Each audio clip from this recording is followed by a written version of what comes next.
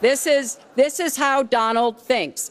And it's funny, but it's also really troubling. Okay. No, that is not the way our democracy works. We've been around for 240 years.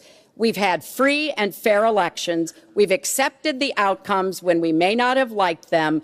And that is what must be expected of anyone standing on a debate stage during a general election. You know, President Obama said the other day, when you're whining before the game is even finished, it just shows you're not up to doing the job. And let's be clear about what he is saying and what that means. He is denigrating, he's talking down our democracy. And I, for one, am appalled that somebody who is the nominee of one of our two major parties would take that kind of position.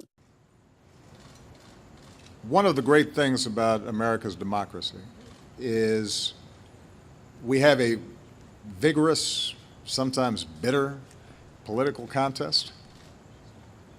And when it's done, historically, regardless of party,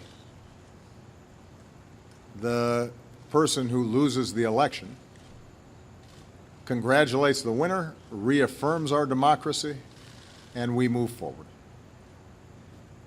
That's how democracy survives, because we recognize that there's something more important than any individual campaign, and that is making sure that the integrity and trust in our institutions sustains itself. Because you notice the Donald's already whining that the vote's going to be rigged before the game's even over. We're just starting to vote now. He's already like, oh, the game's rigged. Except today he said, of course, it's not rigged if I win. I mean, and by the way, I will say, all the Republicans have, not all, but most, have acknowledged there's no way to rig an election in a country this big. Because democracy, by definition, works by consent, not by force. I have never seen in my lifetime or in modern political history any presidential candidate trying to discredit the elections and the election process before votes have even taken place. It's unprecedented.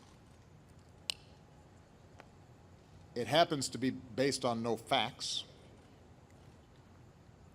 Every expert, regardless of political party, regardless of ideology, conservative or liberal, who has ever examined these issues in a serious way will tell you that instances of significant voter fraud are not to be found, that, keep in mind, elections are run by state and local officials, which means that there are places like Florida, for example, where you've got a Republican governor who's a Republican appointees are going to be running.